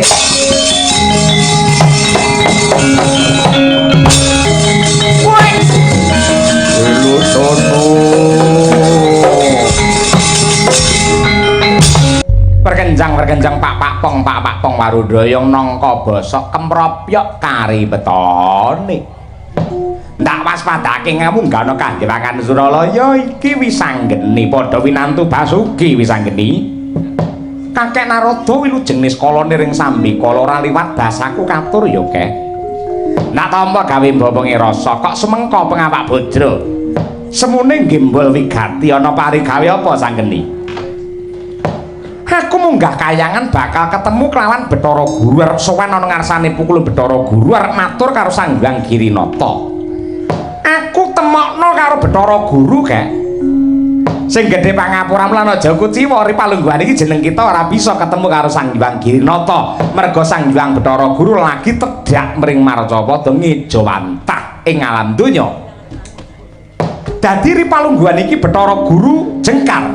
Ya pancen kaya mangkono. Yen pancen kaya mangkono aku bisa mbatang, aku bisa ngreba. Calone iki mengko Bathara Guru bakale kewirangan. Lho. Saiki margake nalaren to wisanggeni. Ing atase ratu to tetungguling para dewa, mudhun ring Marcapada mriki kajen keringan dihormati karo kabeh para umat. Tek kewirangan-kewirangan iki piye? Rasaku tek kaya mengkono. Panggerbaku tek kaya mengkono, Bathara Guru bakale kewirangan. Yen kanggone Narada ora kewirangan, malah kajen keringan. Totoan apa piye karo aku apa piye? Panjenengane bakale mulya wibawa. Aku duwe Panyakrabawa, tetepe bakal wirang nandhang ing kesurang-surang. Lah, Ning kabeh mau lak ana paribas. Wah, kae panjenengan wis kondur. Monggo Di Guru, monggo menika ingkang wayah Wisanggeni mados iki. Lah dimu Bagong nang ndi ya, Tru? Kirangan wae bareng kali kula. Kancane wis do ning Kahyuangan Suralaya kok rung ketok ya aja ning endi ora. Rong iso medhun kok cahe. Karbite rung entek. Pak, Apa? kok bablas ning Karang Kawidodaren? Sapa? Bagong, ora urus. Gong, bablas rene karepmu piye? Arep check in aku. Iki nggen suci ya. Kene suci ora. Suci sabda. Sabda ndasmu ya ora. Aja aneh-aneh ning kene iki. Ning kene kabeh malati. Rena senengane. Ora patut babar pisan. Upamane totoan tenan kalahmu kegeden Wisanggeni. Kok iso kek? Ya jelas lho. Nyatane Bathara Guru wilujeng ning skala. Langgih kalih saking bebaya to, Di. Inggih Kakang Narada tansah kinurmat dening sagung para titah. Kaya ngono kuwi. Sik. Bathara Guru saka tindak ndi? Tumurun mring Maracapada. Negara ngendi wae sing wis kok ambah? Ngendi wae wis tak teliti kanthi permati ngestina Ngamarta lan negara liya-liyane. Wis ning Ngamarta? Iya. Mampir Madukara apa ora? Piye? Mampir Madukara apa ora? Sapa takon aneh-aneh ora? Kowe nyapa takon? Kudune kowe wis mulih rembucar atau dolan. Arep dadi bolang apa piye wae rumasamu? Bulan kapan mulai bukan sekolah malah lunga. Saduk ora senengane. Jadi tak cor apa piye? Ora. Senengane kok neko-neko. Sik to, Kek. Mara gangge sak kinalaren. Apa tumon kok Bathara Guru ditutne karo kewan papat iki? Anjay tenan. Ngelokne iki Pak, perkara ngelokne Gareng, ngelokne Petruk, ngelokne Bagong kewan monggo. Ora ngerti bapakku tak sembah-sembah. Semar kuwi dewa ngejawantah, pengen sugih kelakon dadi ana Kayangan Suralaya. Ning dhek pengen dadi batur, padake kewan. Senengane neko-neko ora ngajeni karo bapakku iki tak pundi-pundi iki ngukir jiwa ragaku. Neko-neko. Bladuk. Napa mrojol Mas, mrojol. Rawuh pucuk sawasa. Iki aneh-aneh. Ya apa iki ora senengane ngene. Alah. Masa Bathara Guru kaya ngono kuwi marga gagasan. Ning nyatane kaya mengono blegere ya Bathara Guru. Ya wis yen ngono ngene wae. Yen pancen panjenengan Bathara Guru sing sejati, aku tak nyuwun palilah. Yen ana wong sing ngaku-ngaku Bathara Guru pamane tak ajar entuk apa ora? Iya, Mara Gage Purbawasisa tak pasrahake Wisanggeni. Rak ngono. Petruk. Bagong, nun, melu aku. Mo. Ngapa melu kowe? Melu iki penak karo kowe gur mubeng ae ora. Ra iso nang kene iki lagi tekan Kayangan jak lunga aku kesel mau aku. Lagi landing wis jak neh ora senengane. Ya, ora gelem melu aku. Mengko lek nek bejane Wisanggeni kuwi aja nganti kowe getun kedung tembe urine. Are ndi to? Ngubengi Kahyuangan Suralaya. Nang ngendi ae? Klebono Karang Kawidodaren. Petuk karo widadari 7 niku. Tunjung biru barang no. Iya, melu, truk melu, Truk. ya kowe melu aku melu. Lha sing ngumpani kowe sapa? Lah iya, melane kowe. Ora. Menderek kula Nderek ya manut karo aku. Pukulon aku nyuwun palilah. Iya, duga-duga digawa ngati-ati aja nganti keri Wisanggeni.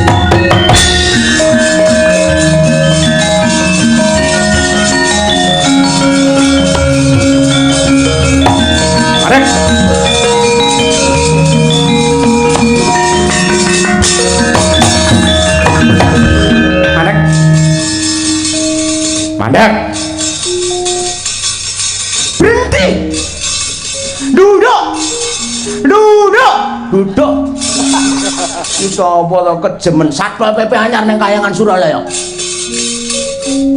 Setan alas. Nyapa mripatmu? Sulap. Lah ngapa? Iki ndase iso meling-meling. Yo ben. Kita amung. Senengane. Iki sapa?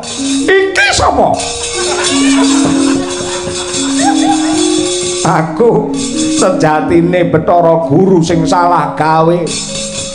Dadi Trilocana Pendhita Serayan ngestina aku Bathara Guar Bali ning Kayangan arep salin sandangan. Bathara Guru nek kaya ngono sapa sing nggugu? Sing nggugu sapa Bathara Guru wujute kaya ngono kuwi? Bathara Guru kaya melon. Bathara Guru Wibawa Agung. Ngene senan mengada-ada gawe fitnah men kajen keringan wujute aku Bathara Guru.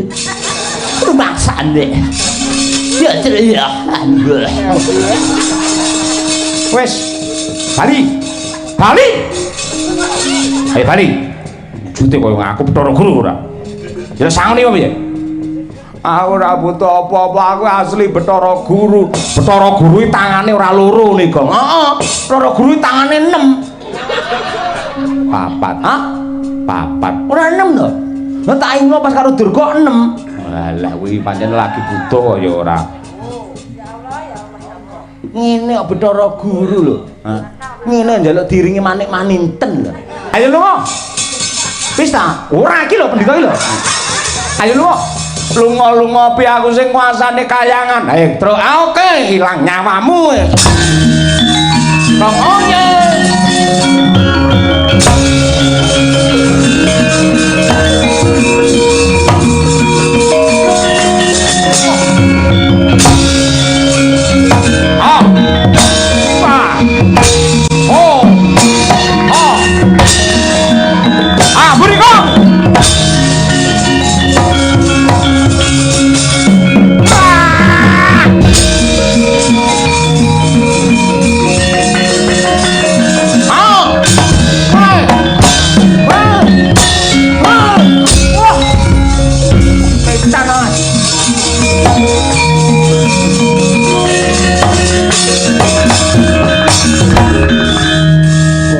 tenan. Kayangan wijak-jakan karo Ponokawan. Dudu karepe dhewe. Senengane kok mbandem pelem pertangga jiwa. Iki buah-buahan Kayangan dibandemne karo kowe. Aturan ora. Klunah-klunuh. Tata ora.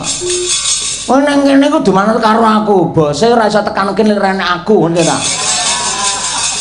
Alah ngendel-ngendel nek kaya ngono. Iki njur piye yen lakone kaya ngene sapa sing tak sambati yen ora kowe Kresna. Aku njaluk tulung Kresna. Lho tono.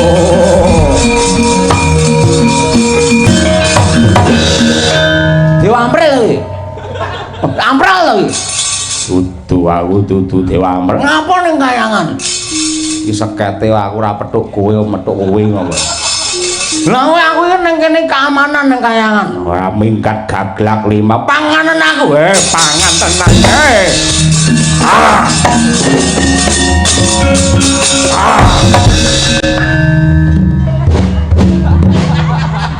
Aduh.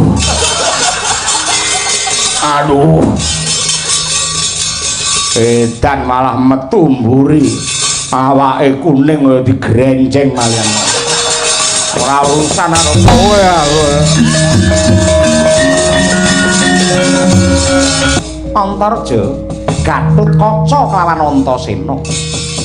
Lah kok iki kok anggap aku Yambal Warsa apa piye nggo pepetan memper karo rakaku ing Mandura. Masane kadulang taun udu. Iki asli wong Mandura. Lho, ora obah ngedeni bocah lho iki malah ora.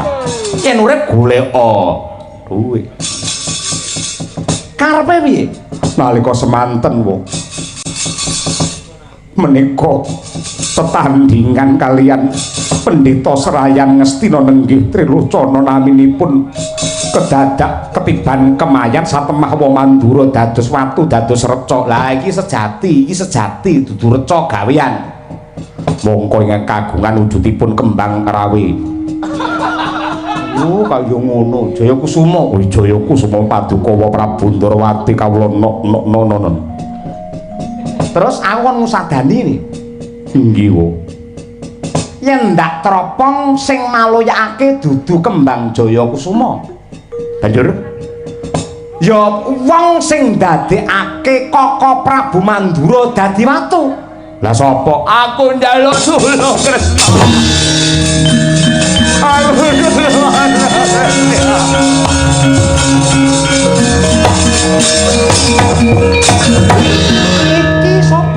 Aku sejatine Bathara Guru sing salah gawe dadi Pendhita Serayan Ngastina Trilocana. Aku neng kayangan neng kono wis enek Bathara Guru. Aku terna munggah kayangan aku ayamana ora pangling sing ndadekake wong Mandura dadi watu ya pendhita elek jeneng Mbahno iki. Ora patut babar pesen urung marem rasane ati urung jejuing kuandane pendhita elek iki. Antasena aja.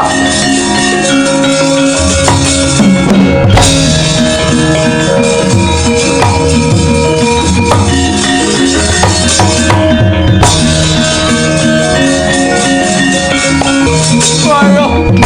Ya.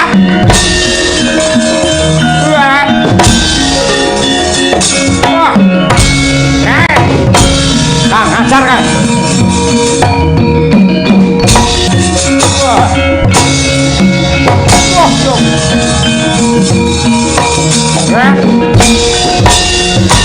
Wah. Di.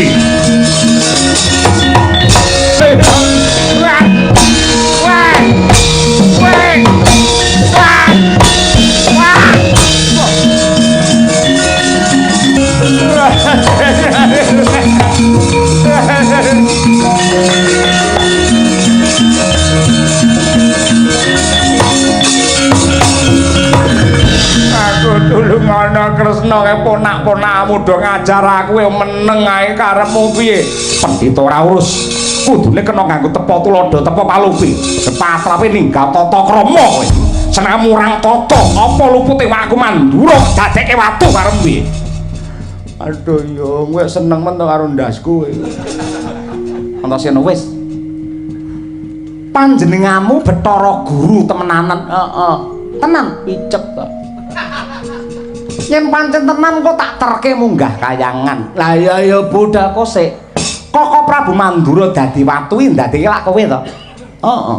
Terus kae usadanana merga mungguhe Kresna sing bisa ngusadani ya mung kowe.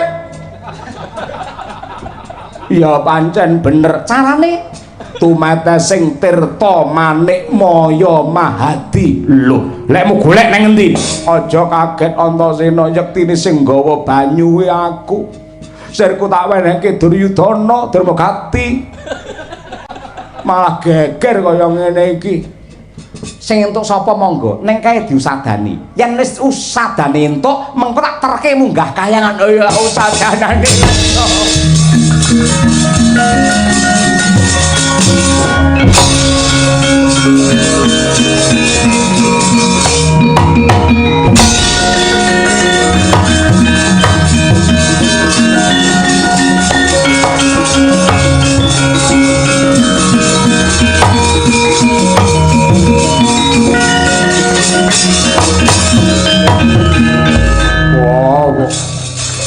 Saben-saben aku ngerti kanamu kaya ngono aku ora mentolo.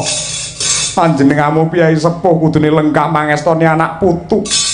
Parandinine malah kaya ngene kujur lakon mergo kelakuane pendhita elek sing jenenge Trilocana. Aduh. Antasena wis karo sirah gundul senenge ra umum. Setan iki kaya ngono iki. Lho penemban apa Kresna gage diusadani ewang ana ndonga telung tetesan pulih kaya wingi uni.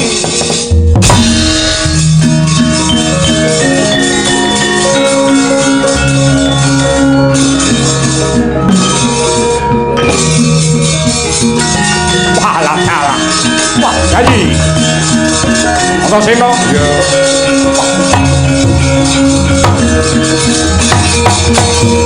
Matur nuwun Nyai Prabu Ndarawati merga dayane Kembang Jayakusuma ki mau. Mboten Koko Prabu. Lah mboten piye? Malah penemban Trilocana yang ngusadani dumateng Paduka tiyangipun sampun mertobat. Kowe musuhku. Kowe musuhku. Aku iso dadi watu mergo takone Trilocana kuwi. Nang ndi dhek? Ora marep rasane ngatelo ngajar Trilocana. Kula mboten ngerti, mboten perlu dipun padosi. Tak goleki. Setak petar Trilocana. Nang ndi wedhus sing jenenge Trilocana? Alah, mburimu. Meneng ae.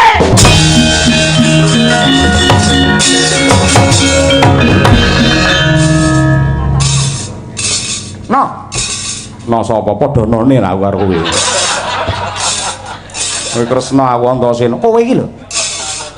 Oleh aku ngendhakake lelakone men ora dadi butek, men ora dadi geger parandene malah kowe lho.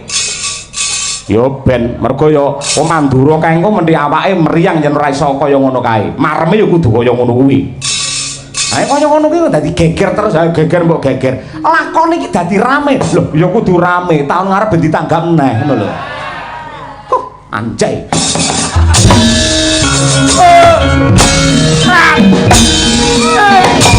Ora Bu.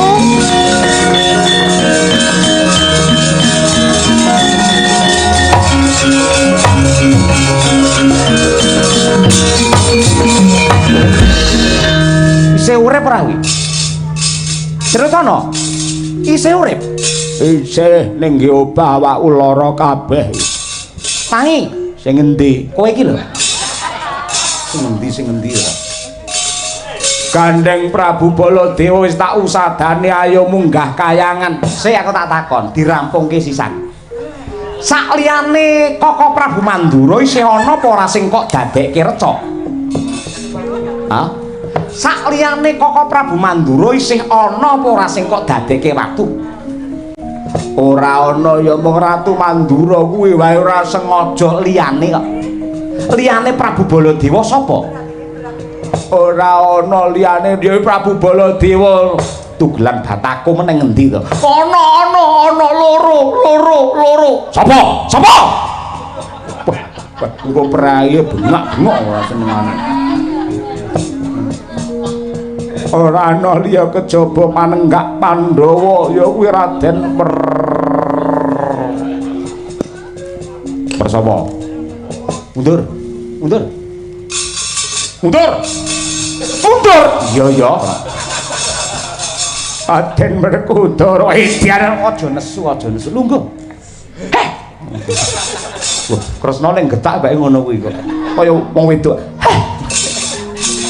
Lah neng endi? Neng kali. Kali ngendi? Kalimantan. Aja. Aku bingung. Kali Serayu Ndang diusadani ayo aku terno sing loro mburimu menteleng mripate lho.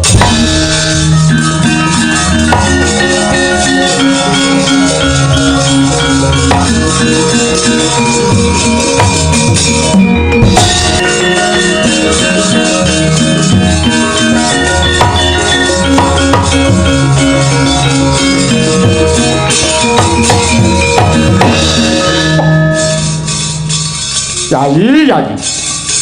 Pelakonmu tanpa beda kawan pun Kakang dadi watu ramu baramu sik. Baro.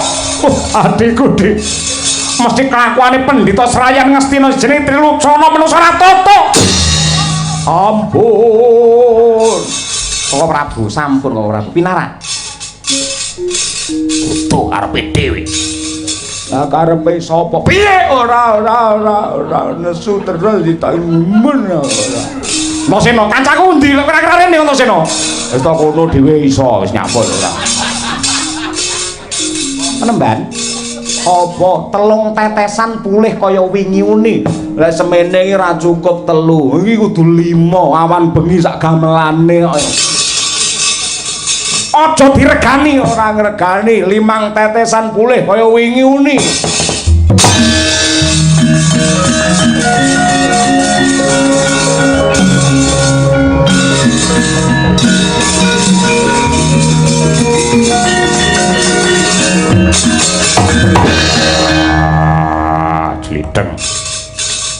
matur nuwun. Iya. Jeraban. Yo. Matur Purana.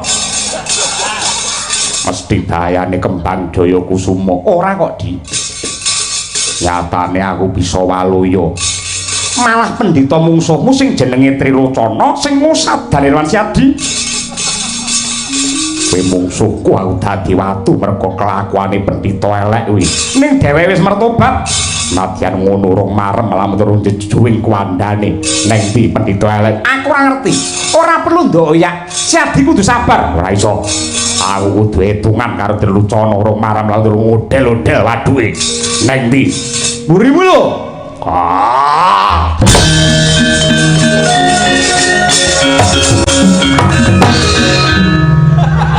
Nanti kok. Lho. Pek ilang. Lho, berangkang turut got nyapon. Ya ngeten lho. Aduh.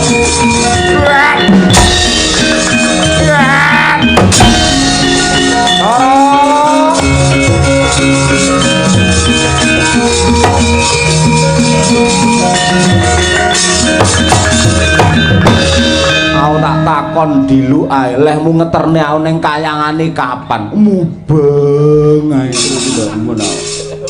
Kapan lehmu ngeterne ngenteni bersih desa taun ngarep no piye ora? Angger wis rampung lelakone tak terke munggah kayangan. Wis rampung ayo budal ning kayangan. Buta sapa kae? Endi kae? Kaya goleki aku. Coba.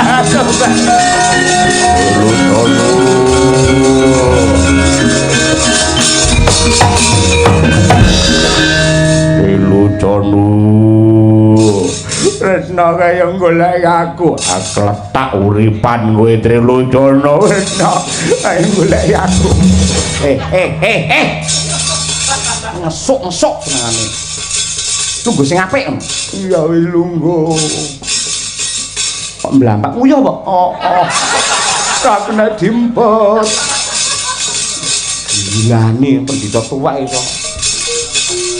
Ayo gaglak limpamu Trilocana. Nuwun sewu. Menawi badhe gayuh kanugrahan menawa kedah Bramantya kadi mekaten. Mongko kanugrahan ingkang mangcipta sampun sumanding Yayi.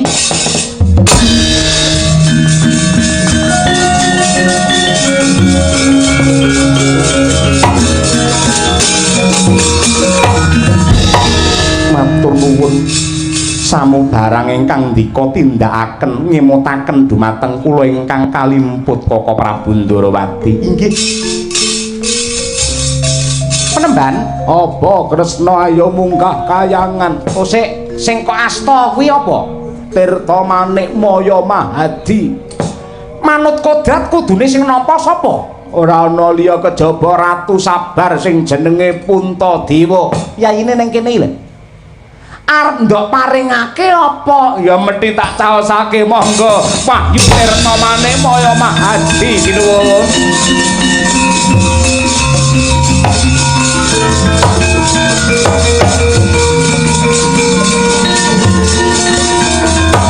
Ayo Kresna nek kayangan ya.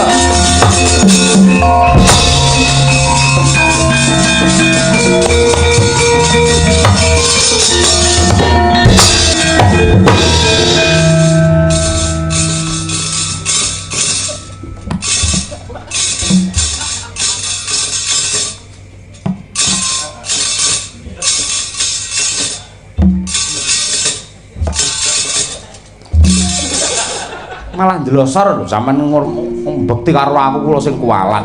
Kok kualat lho? Kula niku lak mantu jenengan lho. Lho, Purantawati wah lakone rame Petruk nagih janji nggih taun ngarep apik niku. Ora sembah karo Kresna ora ngerti nom-nomane, ha. Jenenge Narayana iki wong nakal ora. Ha ta, Truk? Mbuh. Nyama to? Yaine urung banyol ora. Yayi Arjuna ndang salin kadangmu sepuh Prabu Puntadewa santo kamulyan Tirta Manik Maya Mahadi.